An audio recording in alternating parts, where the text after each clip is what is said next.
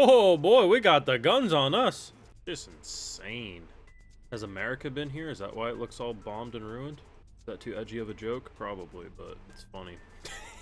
Okay. Godzilla, whatever this guy's doing, I'm in for it right now. Having the return of Kaiju number 8 basically feels like discovering the long-lost episode or movie of Godzilla, and I'm completely here for it.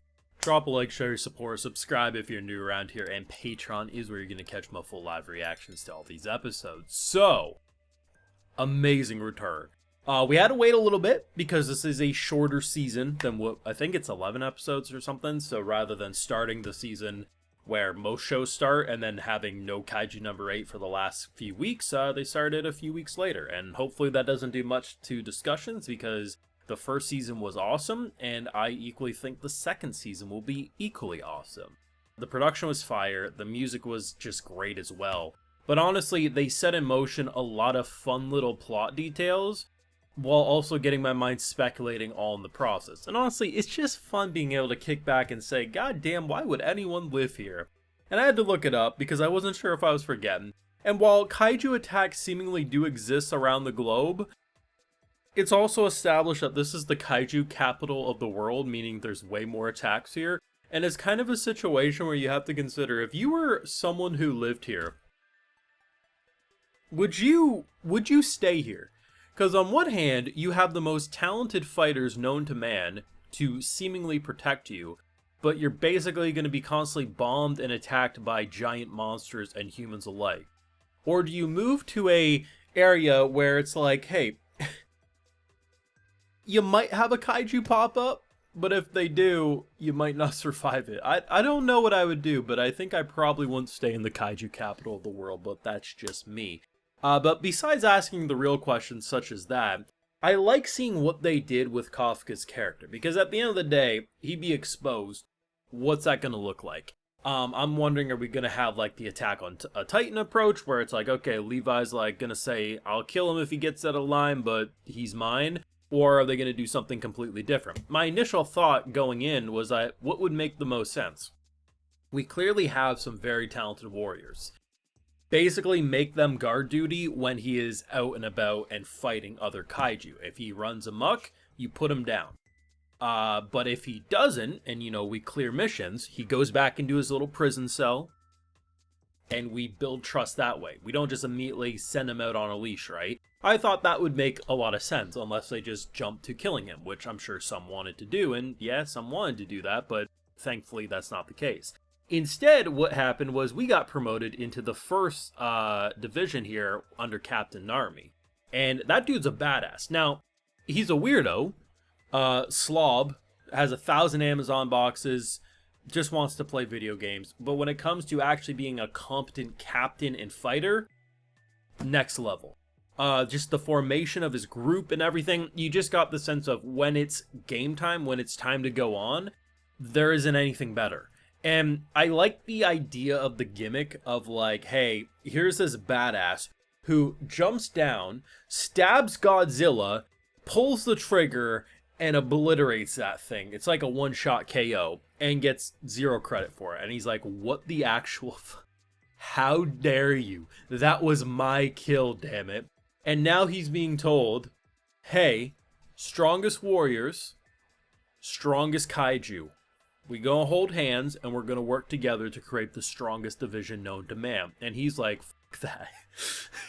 We kill him, make him into my weapon, and then I become even better. No, we're gonna work together. Screw you guys, I'm going to play Warcraft. Like, that's kind of the vibe it gave me. But then we have a character like Kafka, who's not your normal, like, shonen MC who's like, screw you, I ain't working with people, or I don't need him. He's like, no, I respect this guy, but I also respect the fact that I need to live. Like, I have things to do still.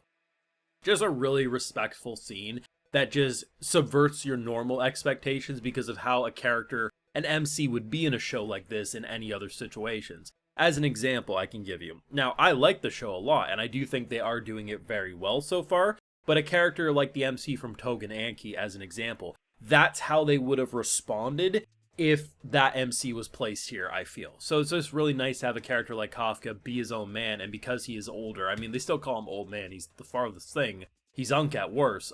You know, it's nice to see what they're doing with that overall. And the production was awesome. Like, I'm sure there's going to be some nitpicks about character model consistency, but if you actually look at the animation for the action sequences and the number of action sequences, like, this literally felt like a Godzilla movie. We have Godzilla rise up, and I still think it would be hilarious to assume if some of these kaijus aren't even here to, like, cause a ruckus. Maybe they're just, like, they just had their bar mitzvah, and maybe they're on their, like, little voyage to discover themselves, and, like, they immediately pop up and get blasted by humans. Like, we're just creating generational racism just because maybe the big cuddly dinosaur wanted a hug. Who the hell knows? But either way, yeah, like, that thing popped up like Godzilla, and we went all out, balls to the walls, insane.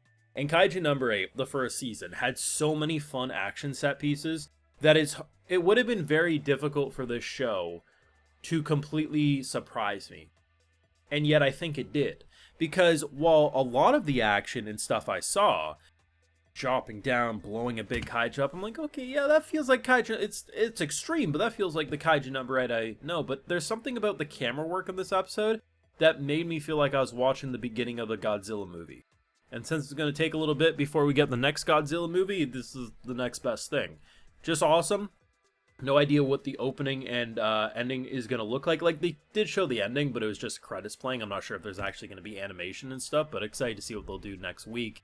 Crunchyroll also doing live streams. I think they did that for the first season, so you get to watch the live stream before the official release, because it's like 10 a.m. Eastern time for the live stream, and then 10:30 for the upload. I'm not sure if it's a one-off thing, but it's cool for those who enjoy it, even if not necessarily my cup of tea. But this was a fire return. It was fun, and that's kind of what's brilliant about this show. It does its own thing while also using some formulas and tropes and cliches that I personally like. But yeah, man, like, it hits a spot for me that stuff like Attack on Titan did. And while it's a different type of experience, there is a lot of familiarities about that just make me want to explore this world for seasons on end. Knowing the anime community, 3 people and a gopher might check out this episode because the anime community has the attention span of a goldfish anymore. You can air 24 episodes back to back, and once you hit episode 13, they're like, okay, the new shows are starting, let's forget about this. So yeah, you add 3, 6, 9, even 12 months breaks. They're like, what's Kaiju number 8? Never heard of it. I'm going to go watch the new panty show of the season. Hopefully that doesn't happen with this one, but I'm loving it no matter what. But whatever YouTube decides with this one, you know I'm going to be checking it out every single freaking week because I like the greatness. You let me know your thoughts down below. What did you think of the return of Kaiju number 8, and what do you want to see with this season going forward? Do let me know. Leave a like if you enjoyed, subscribe if you're new around here, of course, ring that bell to stay up to date on everything I upload.